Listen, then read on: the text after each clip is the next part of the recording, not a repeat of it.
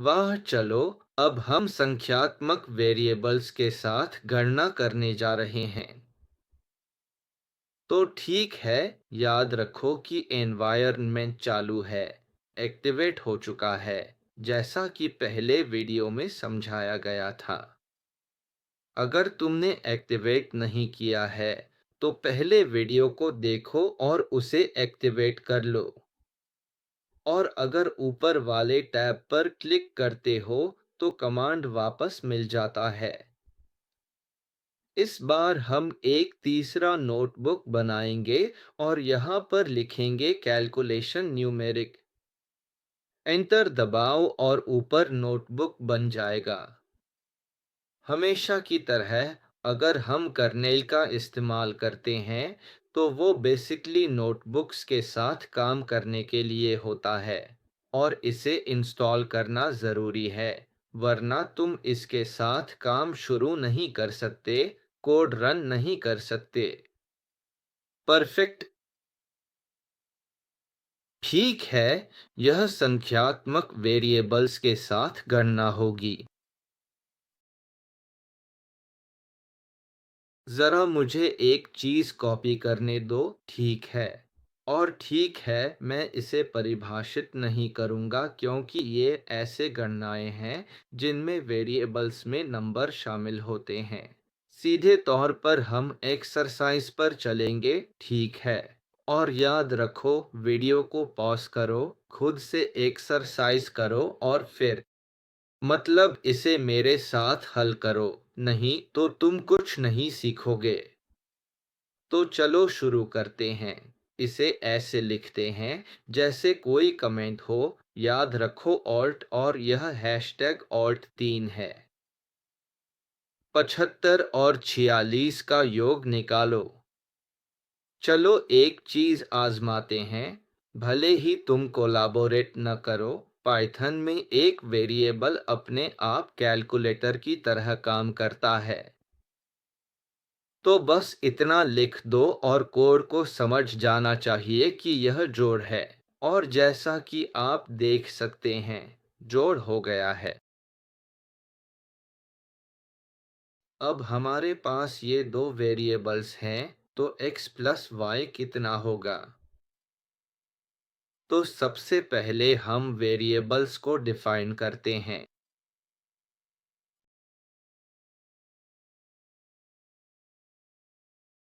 बिल्कुल सही।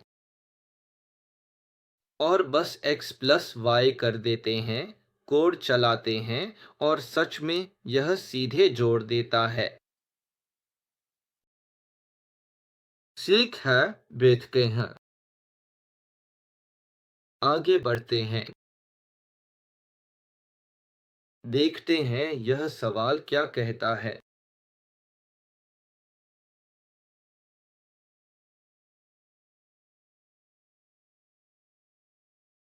ठीक है। अब इन नंबरों का घटाव, गुणा और भाग निकालो। यह x और y की बात कर रहे हैं। चलो वेरिएबल्स बनाते हैं।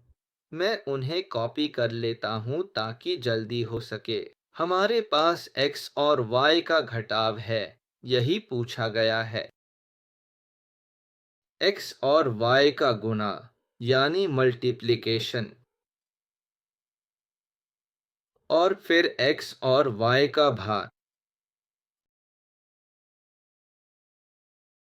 तो x और y का घटाव मतलब x माइनस y, ठीक है। गुणा भी वही होगा, बस मल्टीप्लाई करना है। माइनस की जगह यहाँ हम शिफ्ट यानी स्टार की चाबी का इस्तेमाल करते हैं, ठीक है। और हमारे पास यह आ जाता है जो गुणा करने के लिए है, और भाग करने के लिए बस एक स्लैश लगाना है। एक स्लैश दाईं ओर की एक लाइन, ठीक है। और अब हम इन सभी वेरिएबल्स को प्रिंट करेंगे जिन्हें अभी अभी डिफाइन किया है, ठीक है। याद रखो कि मैंने घटाव को इस वेरिएबल में सेव किया है, तो बस वेरिएबल को कॉल करने से हमें उसका रिजल्ट दिख जाएगा। गुणा और भाग भी। कोड डालते हैं और यहाँ हम देखते हैं कि घटाव का रिजल्ट क्या आता है। गुना और फिर भाग बिल्कुल सही। अगला अभ्यास ठीक है। यह वीडियो बस इसलिए है ताकि आप देख सकें कि पाइथन कैलकुलेटर की तरह कैसे काम करता है और आप इससे थोड़ा बहुत क्या-क्या कर सकते हैं। अब सवाल है, 7 साइड वाले वर्ग का क्षेत्रफल निकालो।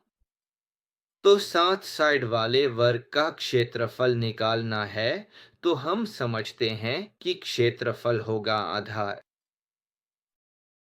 गुना ऊंचाई से। ठीक है। यह वह सूत्र है जिससे वर्ग का क्षेत्रफल निकाला जाता है। तो आधार 7 है और एक वर्ग में दोनों पक्ष बराबर होते हैं। ठीक है। और ऊंचाई भी 7 होगी। तो अब मैंने कह सकते हैं अपनी वेरिएबल्स की माप तय कर दी है। ठीक है।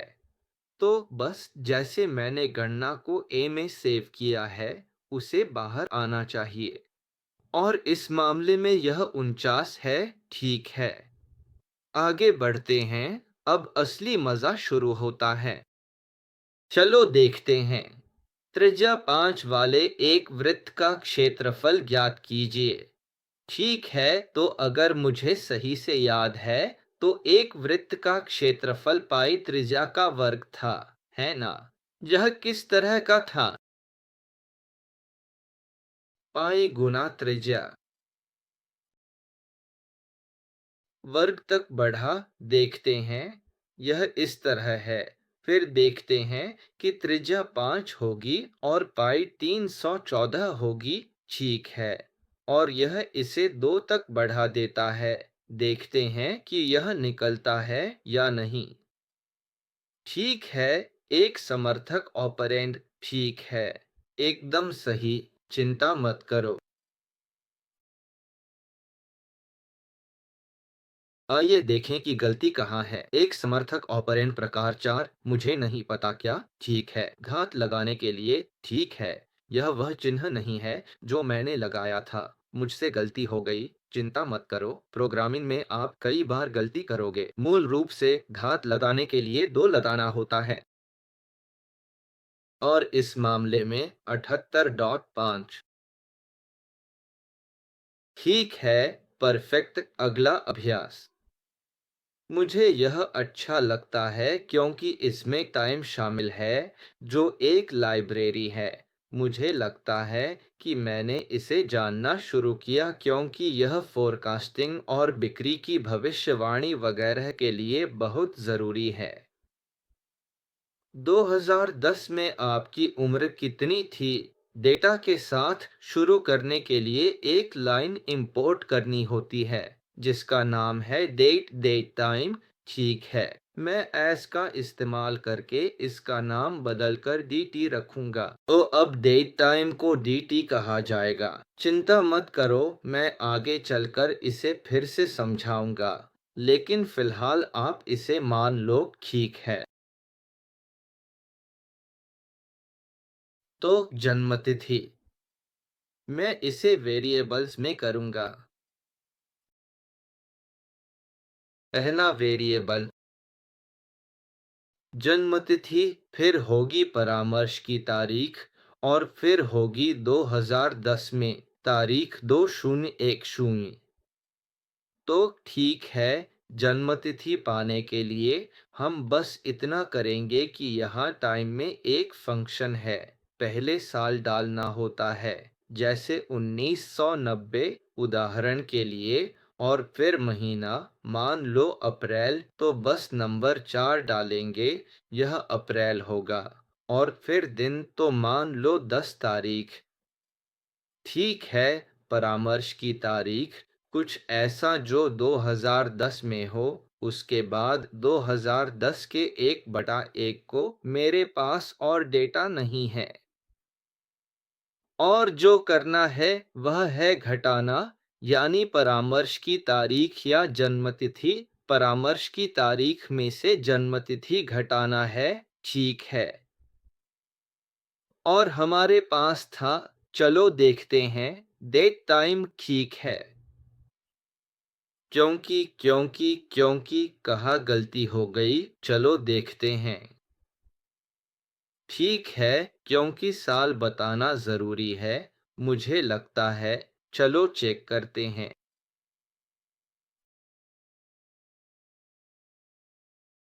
क्या आप डेट टाइम रहे? हाँ, मैं उसी की बात कर रहा हूँ।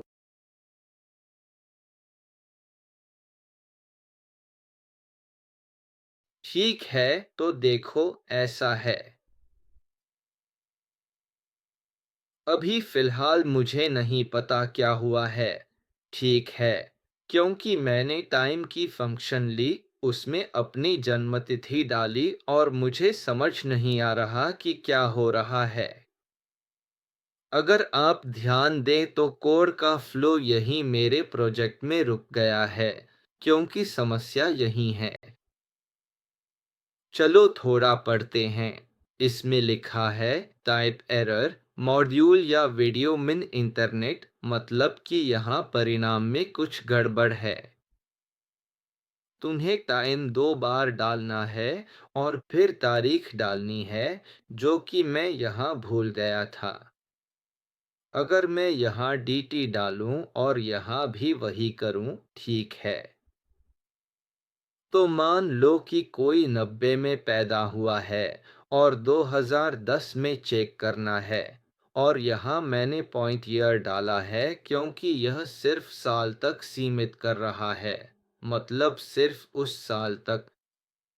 पॉइंट ईयर डालने से, जैसे यहाँ कर रहा हूँ, सिर्फ कंसल्टेशन की तारीख के साल तक ही देख रहा हूँ। कोड को फिर से चलाते हैं। डीटी के साथ कोड एकदम सही है, 20 साल। जब भी एरर आए और समझ ना आए, कोड ट्राई करो, और अगर न समझ आए तो इंटरनेट पर देखो, क्योंकि प्रोग्रामिंग में ऐसे ही काम होता है। यहाँ तक कि मैं, जो कई सालों से काम कर रहा हूँ, मुझसे भी गलती हो जाती है, जैसे सबके साथ होता है, और हमेशा होता रहेगा। कोई इससे बच नहीं सकता। चलो, अब क्यूब का वॉल्यूम निकालते हैं, जिसकी साइड 4 है। देखते हैं, तो उसे 3 से पावर करना होगा। वॉल्यूम बराबर है 4 की पावर 3, ऐसा हो सकता है। तो अगर चाहो तो साइड 4 को एक वेरिएबल में डाल सकते हो, माफ करना, और उसे कोड के बीच में रख सकते हो ताकि कोड और साफ दिखे। चलो कोड 64 के साथ देखते हैं। हाँ, ठीक है, एकदम सही। और आखिर में ठीक है। आखिर में अगर मेरी क्लास में 8 बिस्किट हैं, तो अगर हम 2 छात्र हैं, तो हर कोई कितने बिस्किट खा सकता है? और अगर मेरे पास 20 टॉफियां हैं जिन्हें हम और अगर मेरे पास 20 टॉफियां हैं और हर छात्र 3 टॉफियां खाएगा। चलो देखते हैं। अगर मेरी क्लास में 8 बिस्किट हैं, बिस्किट बराबर 8।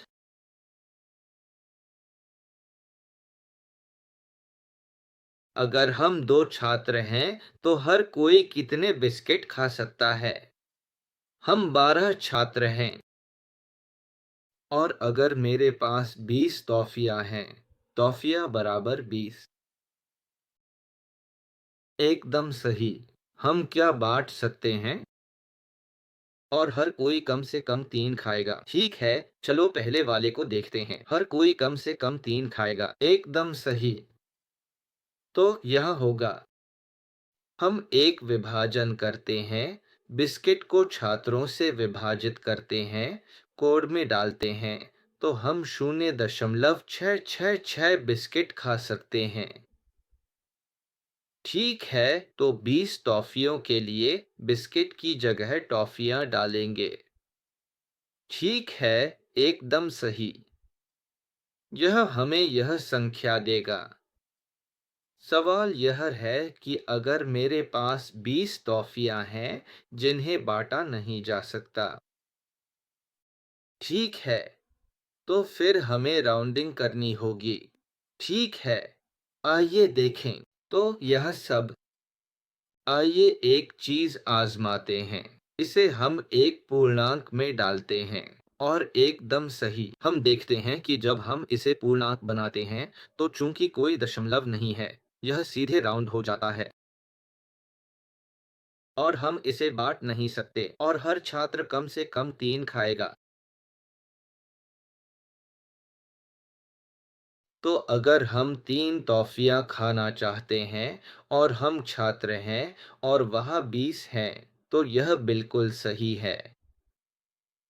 मुझे नहीं पता कि मिस्मो से क्या मतलब है। मेरे किले के साथ यह कम से कम 3 खाने के लिए ठीक है।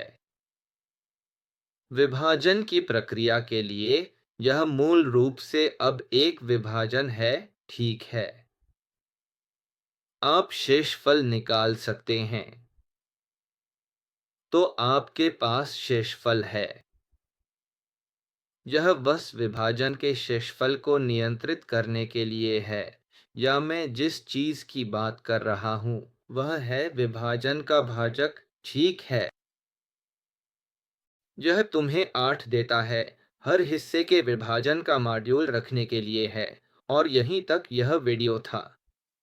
इस आखिरी हिस्से को दोहराना जरूरी है। देखते हैं क्या मैं इसे अगले वीडियो में दोहराता हूँ। अलविदा।